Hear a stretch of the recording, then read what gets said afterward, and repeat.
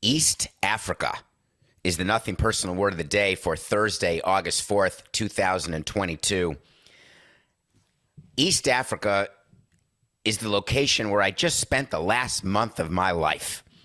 I told everyone, including you, before I left that I was heading to Africa, and one of the Nothing Personal listeners contacted me at David P. Samson on Twitter and said, just so you know, you don't say you're going to Africa. You have to say where you're going in Africa. And that had never occurred to me. I'd never taught that. I'd never understood why that was the case.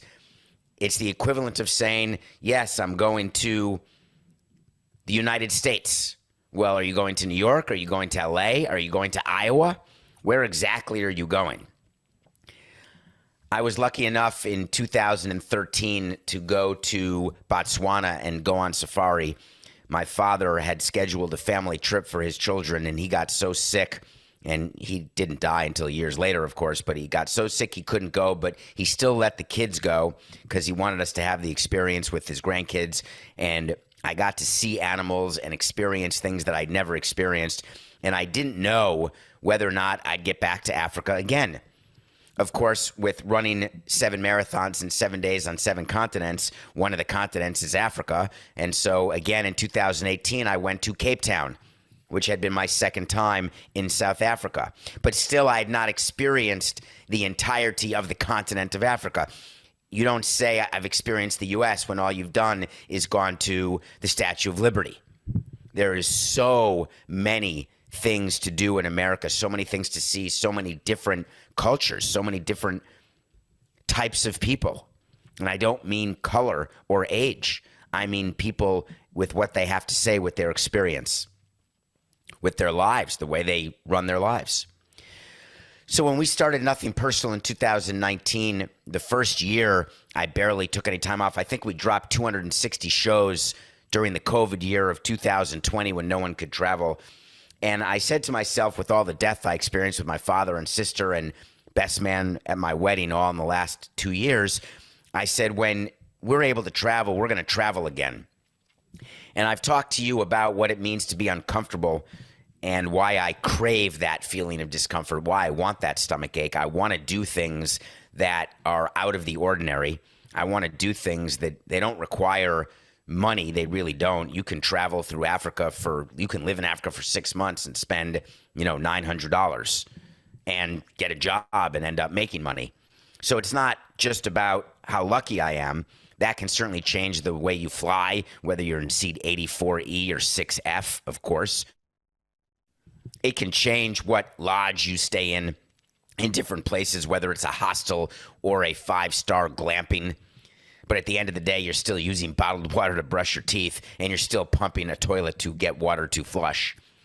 All of that said, I made a commitment that I was going to, while I could, have these types of experiences. I have struggled with the concept of retirement because I don't ever want to retire. I don't understand people who wait to do things, and I don't mean travel, whatever it is you want to do in your life, whatever experience you want to have, whatever place you want to go or thing you want to do or book you want to read, it doesn't matter what the experience is. People wait and they wait and they wait and they procrastinate, and then it's too late. And I don't want to be that person. So I decided, I told Coca about 8 months ago that I was going to take a month off during the summer and I was going to go to Africa. And my plan always was to go to Uganda because a bucket list item of mine was to go gorilla trekking in the mountains of Uganda. And if you're going to be in Uganda, you might as well go to Tanzania, and it's right there on the border around Lake Victoria. You can see Kenya. You can go to Tanzania, go on safari. I've always wanted to go to Zanzibar, where Freddie Mercury was born, and see what Zanzibar was about, understand why Billy Joel wrote the song about Zanzibar.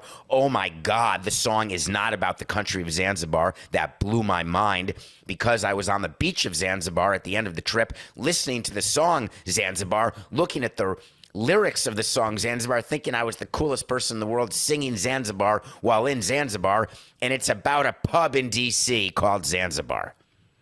My whole life I've heard that song in concert, on a record, and I never realized. Anyway, I digress for only a second.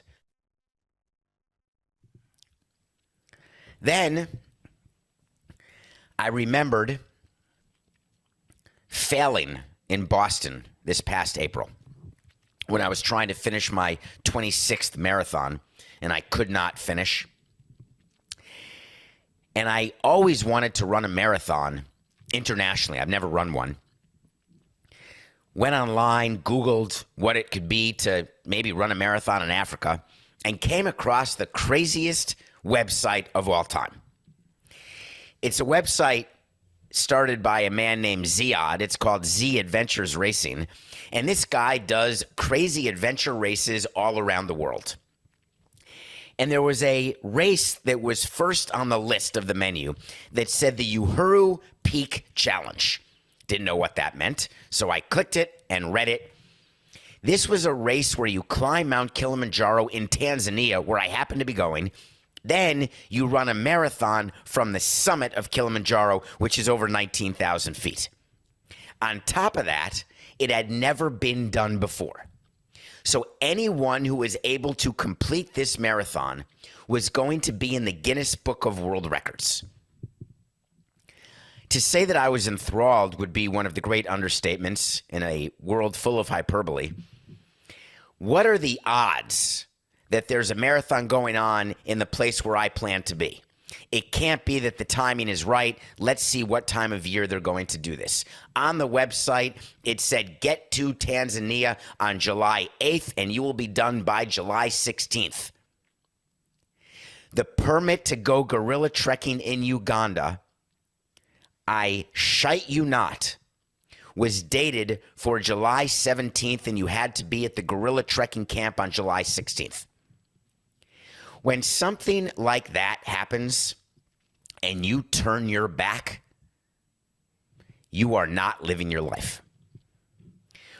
When the world aligns in a way where you have no choice but to keep moving forward, when you don't know what's around the corner, when you don't know what awaits for you, when you don't know whether or not you can succeed, you don't know what failure is going to feel like, and you still choose to sit on your rump, then you just don't get it. And I'm not critical, I'm not judgmental about people who don't want to do the things that I want to do. People, as I've always said, given speeches about this, if you want to sit on the couch, if you want to watch TV, if you want to read books, if you never want to leave your home, if you never want to leave your city, your state, your country, I get it. There are millions of people out there in the U.S. who do not have passports, who do not travel, and it's not because they don't have the money. Believe me, it's because they don't have the desire. They've got the fear. When I saw that this trip was happening up Kilimanjaro and all I had to do was extend by a week, I said to Coca, I'm extending the trip by a week. Sorry, I'm going to be gone a full month now, not the original plan for 3 weeks. Everything's going great. Go to Denver, Colorado to train at altitude, get caught in a snowstorm, can't climb a mountain. Go to Arizona to train at altitude and climb mountains in Flagstaff, wildfires, can't train. Go to Austin, Texas for a family reunion and tear my hamstring water skiing as though I'm still in my 20s 3 weeks before I'm set to leave. Despondent beyond repair. Doctors telling me, do not climb Kilimanjaro. You are going to not just delay healing of your hamstring, there's a chance that you are going to permanently injure your hamstring. It may never get better. This may be your last marathon. I was not swayed. And my orthopedic surgeon knew that I would not be swayed. My cardiologist knew that I would not be swayed. Got on the plane on July 7th and headed to Doha. Connecting in Doha, which, by the way, their airport is to die for. Sometimes literally. I had been in Doha before when I visited the troops in 2011 with the Florida Marlins. And we landed in that airport and then got taken away by security, by people in the army with guns. And we went to the barracks to visit soldiers. We were not allowed to walk around Doha at all. We were not allowed to do anything without the armed forces with us at all times. It was scary, very scary. So my memory of Doha was colored by the fear that I felt and the comfort by being secured by the armed forces. But in the airports, it's a completely different story. Doha's airport is bar none the nicest airport I've been to in the entire world. And I'm lucky enough to have been to many of them. And you land very early in the morning when you fly to Doha, and there was Gucci, Prada, Hermes, all open. There are 100,000 people in the airport. There are prayer rooms. There are smoking rooms. There are displays. There's a McLaren display, an actual McLaren car sitting in the middle of the airport. Mind-boggling. Get on another 6-hour flight after the 14-hour flight to Doha. Land in Arusha, Tanzania at the Kilimanjaro airport. Full of anxiety, knowing that I've got 2 days before climbing Mount Kilimanjaro. Not sure what it will be like. Not sure whether I'm going to get altitude sickness. Not sure whether or not my leg is going to hold up. Unclear about anything.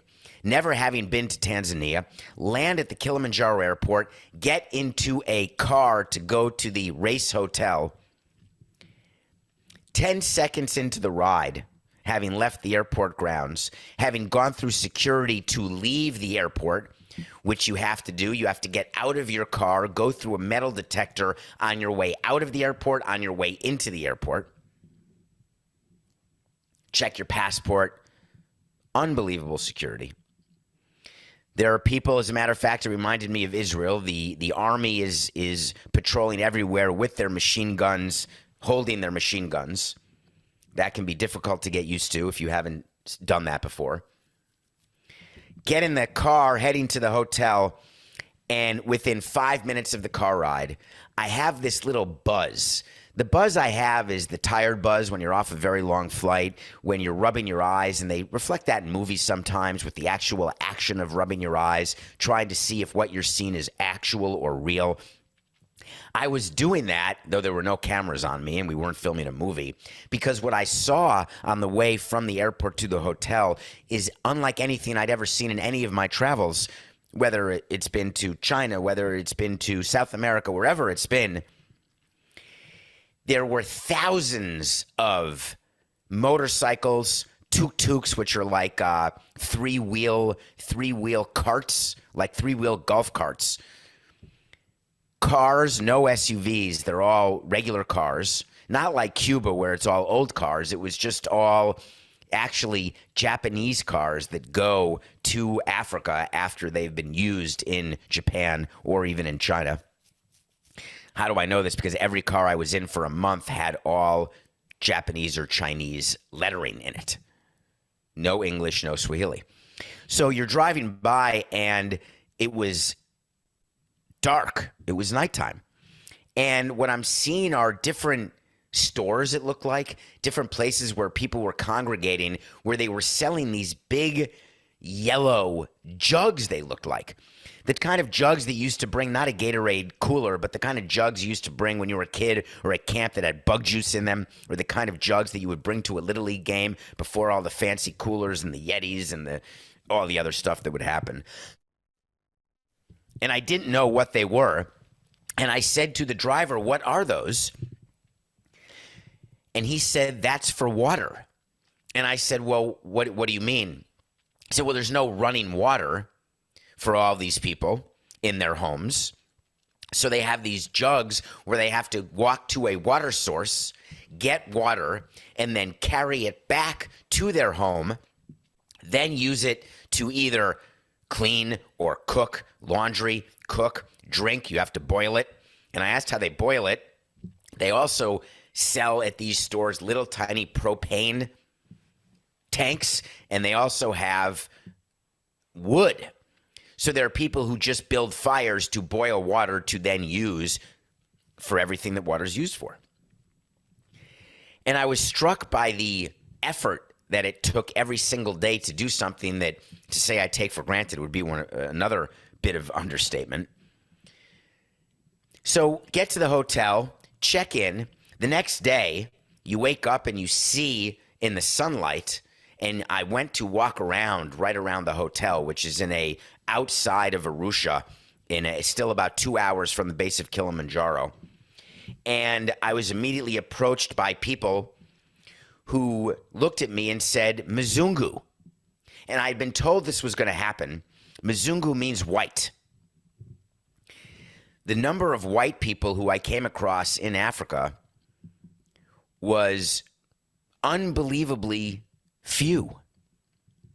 We went to different places, not to the five-star hotels. We went to experience Africa locally. And I had never been in that circumstance before. I'd never been in a place where I was being stared at and being called in a way that was not threatening in any way. It was descriptive. People just wanted to look at me. They wanted to touch me. They wanted to talk to me. Everyone asks, where are you from? You say United States of America. They say, New York? And I said, as a matter of fact, yes. The industry in Tanzania is tourism. The industry in Kenya is tourism. The industry in Uganda, gorilla trekking, is tourism. The things that are done to cater to tourists is somewhat staggering because that is their greatest export, if you will, and greatest import. It's actually the same thing. Now, people argue they do coffee in places in Kenya and Tanzania, and there's bananas and all sorts of other crops that are grown in Tanzania. But at the end of the day, tourism is the economic driver. Tourism benefits very few people in Africa. For the people who do get the benefit of working where they're tourists, of being tour guides, they have appreciably better lives than 99% of the other Africans. Their lives are they work for 6 weeks in a row every day, then they get 2 weeks off. They don't live anywhere near where you are staying. When you are talking about gorilla trekking in Uganda, there's people who are the guides and the trackers of the gorillas don't live in the village that is right where the impenetrable forest is. The people in the village live in squalor. The people who are working with the tourists live 12 to 14 hours away in Kampala, Uganda, and when they get time off, they spend 2 days just to get home, 2 days to get back, and end up having 10 days with their families. And they consider themselves to be the luckiest people you come across in Africa. So I'm walking around Tanzania knowing that I'm starting Kilimanjaro the next day, and I can't help but think to myself, am I taking advantage of my life enough? Am I so spoiled and so lucky that I shouldn't be willing to live the life I live, that I should give every penny away more than I do to charity now? Should I try to see what it's like to not have running water? Should I try to know what it's like to not care what's going on in Major League Baseball or in the National Basketball Association or certainly in the NFL? It's such a fight you have in your head. Most people just ignore the fight. And that was my defense mechanism for the first, 49 years of my life. When you work as a president of Major League Baseball, you have every opportunity to be so spoiled, to have everyone say yes to you, to get everything you want whenever you want it, to have every one of life's advantages, and to assume that that's the way it should be for you because, hey, I won the birth lottery. Hey, I was born on third base. Hey, I was the beneficiary of nepotism. Whatever the reason may be, there are so many times where you could lose yourself. And I did. I was lucky enough to get fired by Jeter, and somehow I was able to, with therapy, to start thinking about and working through the way I was and turning into a different person, turning into someone who had the ability to be empathetic and sympathetic, had the ability to feel, to not be robotic, had the ability to actually examine what is going on around me, not in my light, but in their light. When you are, I don't want to say I'm a narcissist, but I guess, I don't know, clinically maybe I could be. I don't know the answer to that. But when you believe that the world revolves around what you want, what you need, and what you're about to get, and when you don't get it, you know you're only one step away from getting it because you have perfect clarity with exactly the path you want to go on. When you strip that away, and when you allow yourself to not be the center, when you allow yourself to be immersed into a different culture, a different society, you get that stomach ache. but you get a feeling of adventure, a feeling of comfort, a feeling of love that I had never had before. I fell in love with Africa from the minute I stepped onto the continent this trip, and that feeling did not go away for 27 days. One of the things that makes me tick is doing extraordinary things that are actually everybody can do. I've told you about how I feel about that. I want to take a break right now, and when we come back, I want to tell you about climbing of Kilimanjaro. I want to talk to you about what it meant to not quit or to quit, what it meant to do the marathon when you didn't know whether or not you'd be able to finish, when you didn't know whether you could take another step or another breath. We'll be right back. Welcome back to Nothing Personal. I'm talking about my trip to East Africa that just ended. This show is, we'll get back to sports tomorrow, I promise you that. But so many of you have gotten to me at Twitter at David P. Samson and asked about what I was thinking during the trip, asked about the experience of the trip. I spent the first part of the show giving you an overview of some of the macro things that were in my head throughout this trip to Tanzania, Uganda, Kenya.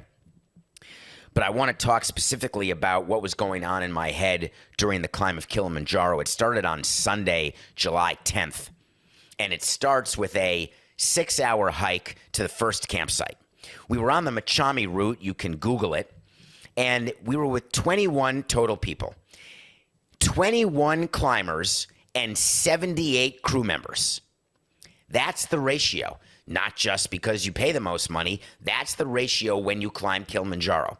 There are porters who I learned are unionized, if you can believe it, who carry the tents, the food, your suitcase, everything from camp to camp.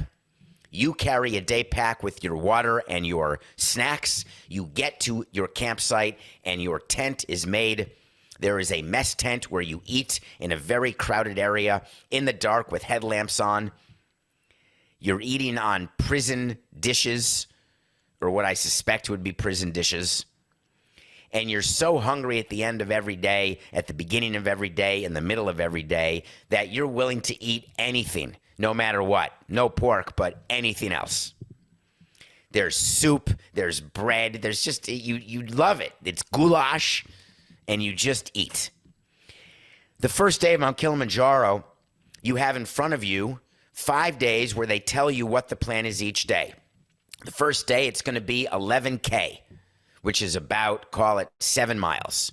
It's going to take about 7 hours, 1 mile an hour. I can do way faster than that, I thought. They said, no, wait till the next day when we do 5K and it takes 6 hours. I said, that's impossible in my head. As I was preparing for this, I'm going to be able to go faster. Each day, the hike was about 5K to 10K and took between 4 and 8 hours. I was not at all prepared for what was going to happen to my body. The first thing that happens to your body is you go into complete intestinal shutdown because the only thing that's there are chemical toilets where you have to pump them in order to flush in a tiny tent where your knees are at your chin, and I'm only 5'5", and your tush is practically on the ground. It seems impossible to believe how fortunate we were to have chemical toilets, and that's what we were told, and I would not let myself go to the bathroom. I spent the first 3 days, didn't use the bathroom one time. For number 2, the lead guide said to me, because they were taking our pulse oximeter, our heart rate, and our blood oxygen rate every single night on the trip on Kilimanjaro, because they needed to figure out who was getting altitude sickness, who they were going to allow to continue up the mountain and who they weren't. They asked about your bathroom situation, raised my hand, said, haven't gone. They said, you have to go to the bathroom or you can't continue. And so I did. I found a way. I opened up. I let myself be uncomfortable. You know, I hadn't been in a tent since 2013. When you go to Survivor pre-game, when you land in the Philippines or now you land in Fiji, they want to get you ready to sleeping outdoors under the stars on bamboo. So they put you in a tent, even though you're at a resort, which ends up being Ponderosa once you're voted out of the game. You don't get to stay in the rooms of the resort. You stay in the front of the house literally on the ground in a tiny tent with your bag. It's so uncomfortable. I hated it. I didn't sleep at all. On Kilimanjaro, you're in the same tent. You're having a hard time breathing, and I didn't sleep. 3 of the nights on Kilimanjaro, I did not get 1 minute of sleep. You're in your sleeping bag. You're freezing cold. You have to go to the bathroom in the middle of the night because you're taking Diamox to not get altitude sickness, and that makes you go pee. But to go pee, you have to get out of your sleeping bag, leave the tent, unzip it, and throughout the night, you hear people unzipping their tents, going to the bathroom, getting back in their sleeping bags. When the sun rises at 6 a.m., you're back. You are starting to eat breakfast and then go on the hike for the day. Climbing Kilimanjaro means you go up thousands of feet a day and then down to camp. You go up, down, up, down. It's called acclimatizing. Out of 21 people, only 20 people made it to the top. One person made it right to the emergency room with fluid on his lungs. They did not allow him to continue. 2 of the 21 people had to be dragged to the top by summit guides. Way harder than I ever dreamt. And this was pre-marathon. The other marathons I've done the week before the marathon, you're eating pasta every night, you're resting, you're going to movies the day before the marathon, you're putting your legs up, you're being completely smart with your body. 7 marathons in 7 days on 7 continents taught me that you don't have to eat pasta before a marathon. You don't even have to rest the day before a marathon. You can actually run a marathon the day before a marathon. So I knew that my body, if it were healthy, would be capable of climbing Kilimanjaro and then running this marathon. But there were variables that I wasn't prepared for. The variable of altitude is not a joke. Do you know that when we got to 13,000 feet, Coca, I could not do math? The last night before we summited, the camp was at 16,000 feet. You have this weird headache. You can't walk more than 3 steps without stopping because you're out of breath. Everything that should take 5 minutes takes 20 minutes. The act of figuring out what you're wearing the next day, organizing your clothes, packing your day pack. They would do checks of everyone's day pack in the mornings because people were so out of it and there's no oxygen, decreased oxygen, that you forget stuff that normally you would never forget. So there's a checklist they go through. Very fascinating to me, where I think that I've got everything organized and ready to go. I got one for you, Coca.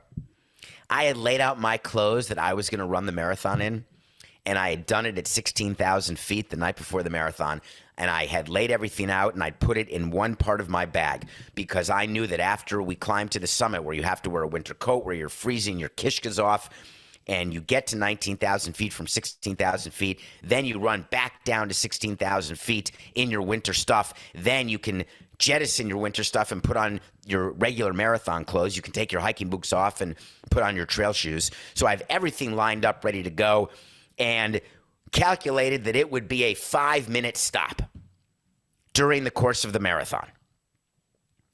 The stop to change my clothes took 44 minutes, not 5 minutes.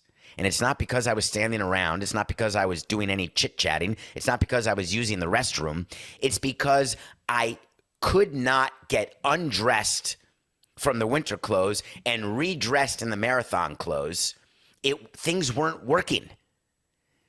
When you don't have enough oxygen, your body adjusts in a way that I learned from people on the trip. And the way your body adjusts is that the oxygen goes to the places where it is needed most. Your body does a calculation. It's as though you're in a car and you're running out of fuel. And somehow the car decides where the fuel should go. You don't need your turn signals, but you need your brakes. Now, don't talk to me about cars and brake fluid. I don't know what cars are made of. I'm just giving you the example, so stick with me. You got to have brakes. You got to have gas. You got to have steering. You don't need radio. You don't need windshield wipers. You don't need headlights, even in the dark. And so imagine your body is like that car, deciding where the oxygen, which is not readily available at 16 to 19,000 feet, where the oxygen needs to go. It goes to the brain, but not to operate everything. It's like having a generator that doesn't operate everything when you have no power. You don't open your fridge because there's not enough generator power to run your fridge. So there's no way that you have enough oxygen to do math the way I like to do math in my head. There's no way your organizing skills are getting fed with the oxygen that you have. Your muscles are not getting the oxygen they need. It is only your brain getting the oxygen it needs to keep your heart beating, to keep your blood flowing. I've never experienced anything like that. Total body shutdown. The night of the summit, our campsite sounded like a sick ward. It was the beginning of, what is it called, Coca? Pulmonary edema. Everybody was coughing. And it was not a smoker's cough, it's a dry cough. Because you don't have enough oxygen. And so every tent is full of that is the chorus that you hear. The guides would check on you. They put our finger in the pulse oximeter. They ask you a few questions. And then at 12:28 a.m., you start your climb to the summit. That's right. It's the middle of the night. You had done a 6-hour climb on Thursday morning, July 15th. On Thursday night at midnight, which is Friday morning at 12:28, so Friday the 15th, we started climbing to the summit. The hike to the summit is done with a headlamp. It is 3,000 feet directly up. It's switchbacks, but it is incredibly steep. The hardest day of climbing of all of the 6 days of Kilimanjaro. You don't know whether you're going to make it because you see people coming down from the summit on previous days with oxygen. You see them on stretchers. You see them being carried by guides. There are escape stretchers with wheels throughout Kilimanjaro. There's a helipad for a helicopter to come take people off. There are people who have died climbing Kilimanjaro, not as much as Everest, but plenty. You don't know whether you are ever going to get to the summit. And the summit is the start line for the marathon. And if you want to run a marathon from the summit, you have to get to the summit. If you want to get into the Guinness Book of World Records for participating in the world's highest trail race, then you've got to get to the summit. 20 minutes into the 6.5-hour climb to the summit, I couldn't take another step. I had to take a break. The 4 people I was with had to take a break too, because you climb in groups with guides in front, with guides in back. They're monitoring you. And I was ready to quit. My hamstring hurt. My legs hurt. I was exhausted. I had a headache. I was dizzy. I was worried. And I realized that in front of me, I had to get to the summit and then still do 26.2 miles. I did not see a path to success. There was enough oxygen in my brain at about 1:30 in the morning to remind me that there's no way I am going to fail. There's no way I was going to come back to Nothing Personal, to my family, to my friends, to all of you and tell you that I gave up. I did that in Boston when I couldn't do the marathon, and there was no way, with all the effort that it took to get to where I was on Kilimanjaro, there was no way I was not going to get to the summit and then see what would happen after that. I stood up and took another 5 steps, stopped again. And it was that sort of stopping and starting that went on until 6:58 a.m. the next morning, when we reached 19,381 feet, over 5,000 meters. It's called Uhuru Peak. You can see it for the first time when you're about an hour and a half away from it. You know you're going to get there. You're watching people come off the summit who had summited before you. You're seeing some of them not able to walk. You're seeing some of them not able to breathe. You're seeing what the tragedy could be, but you go forward. And the reason you go forward is that you put the trust in your guides, you put the trust in your body, you put the trust in your preparation, and you have the mental fortitude that failure is not going to be an option. That is a state of mind that doesn't just happen. You have to practice that. I've spoken on mailbags, I've spoken on other episodes about what it is when your body says stop, or what it is when your mind says stop, and how important it is to have those two things not happen at the same time. I've told you about some of the other athletic endeavors that I've tried and done, whether it's the Ironman or 777, where you make sure that neither your body nor your mind will quit at the same time.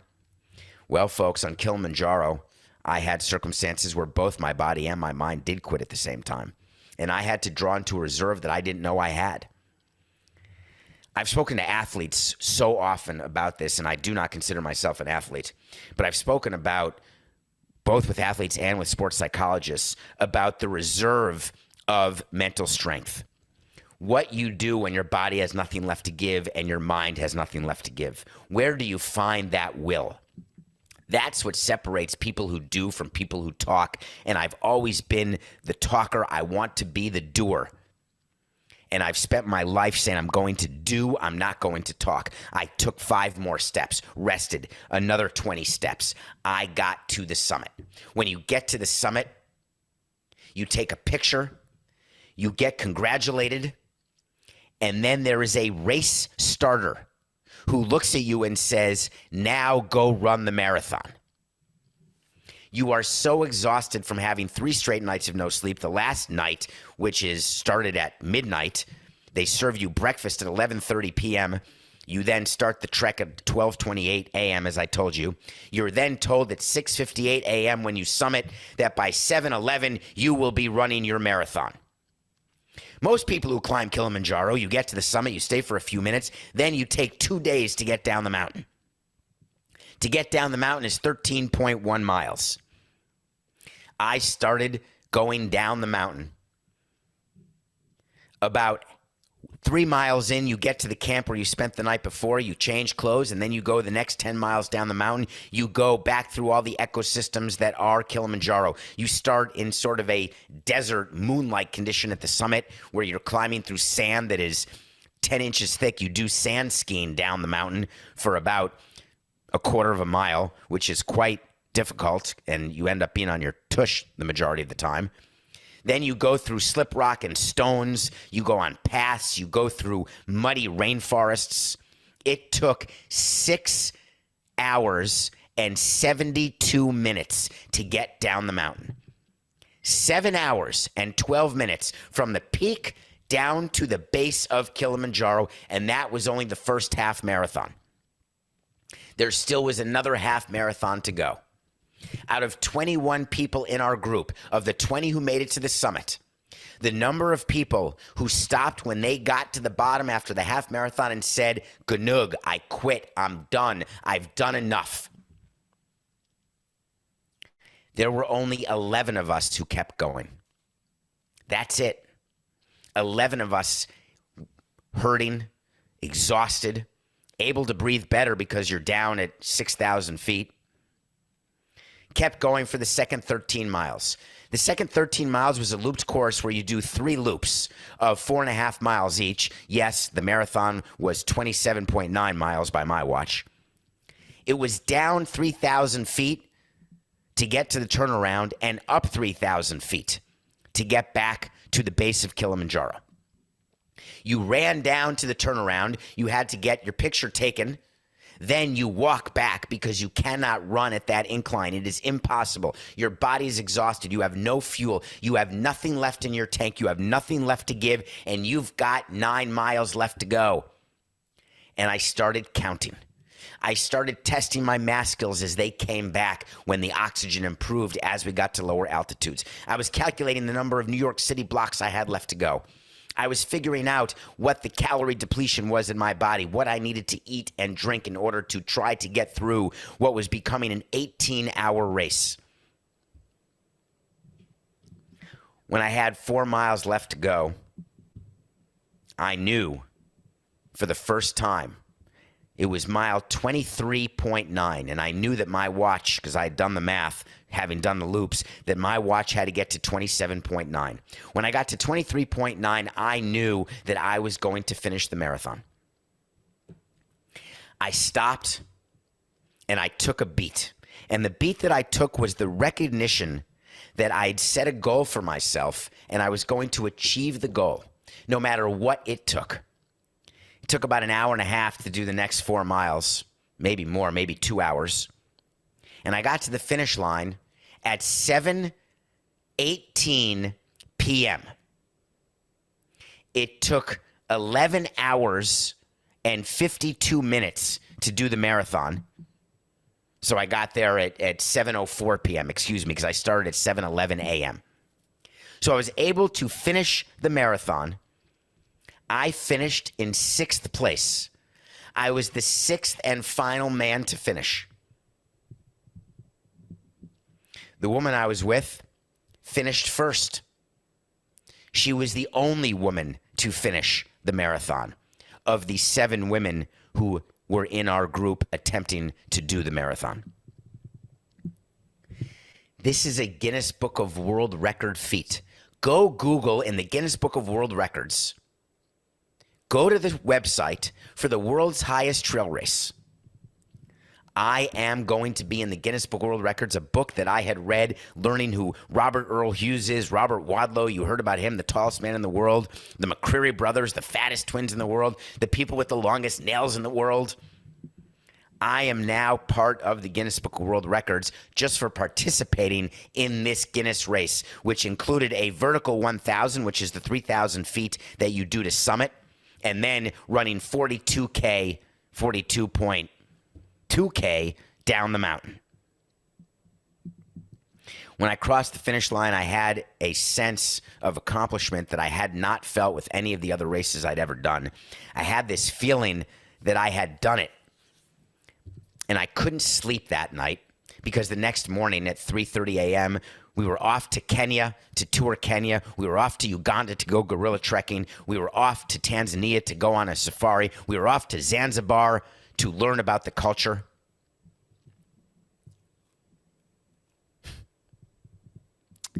It was a life-changing trip, folks. I think life-changing has to be when you learn something not just about yourself, but about the world that you didn't know before.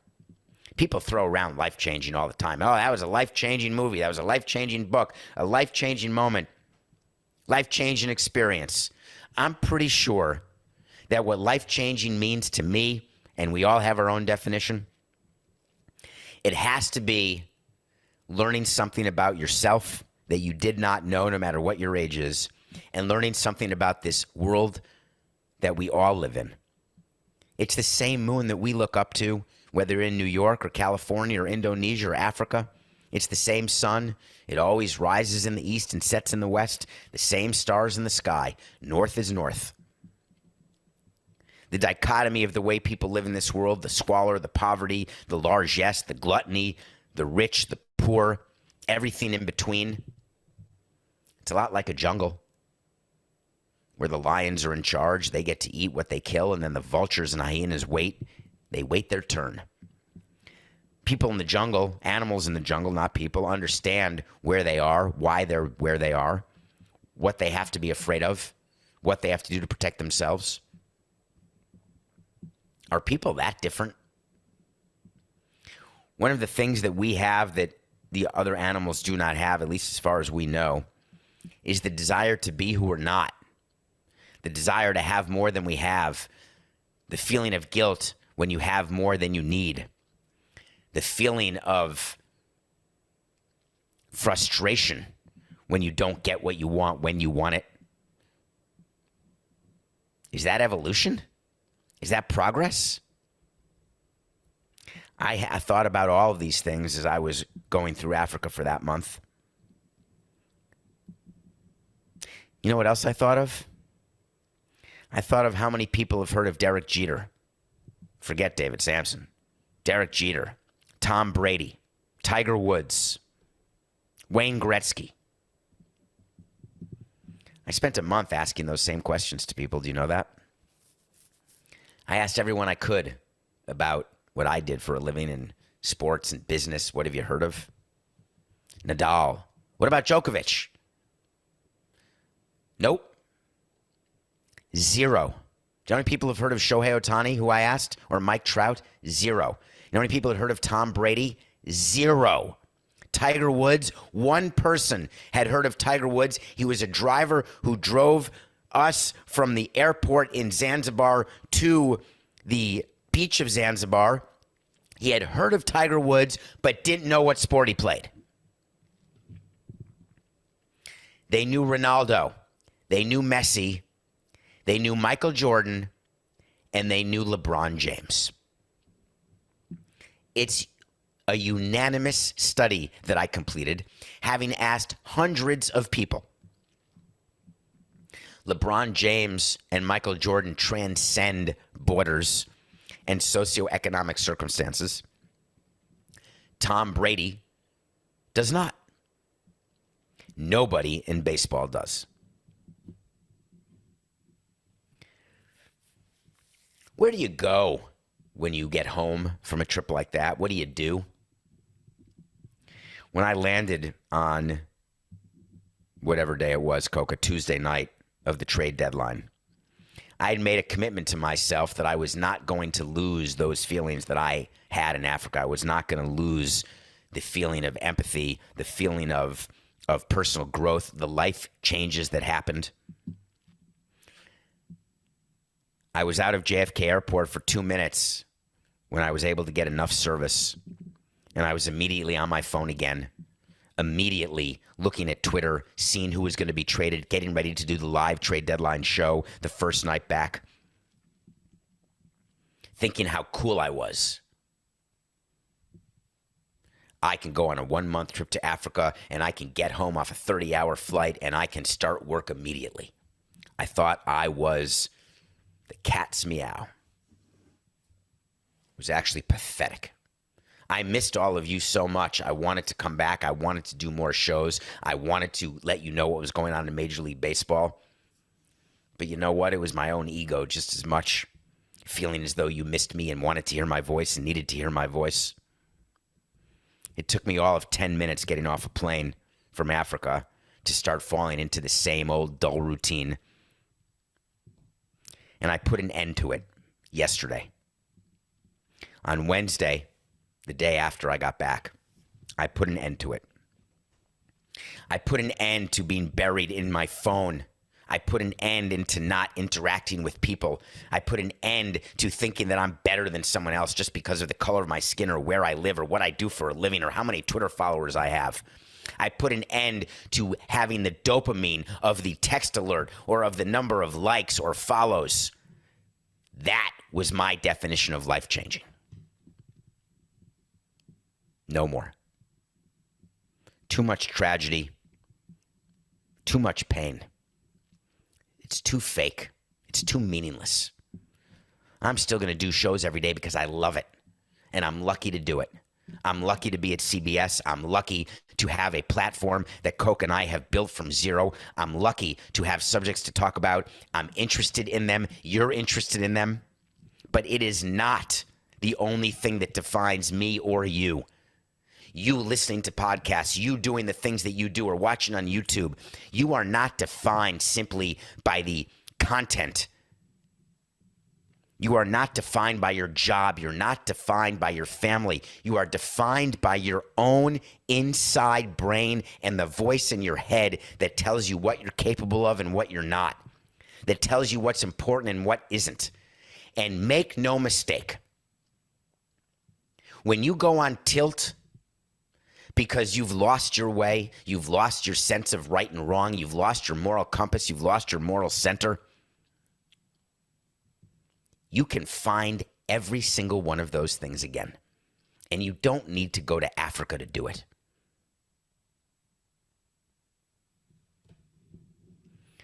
I appreciate all of you. I appreciate you being here for this show. I've closed almost every show with a saying, it's just business. It's nothing personal.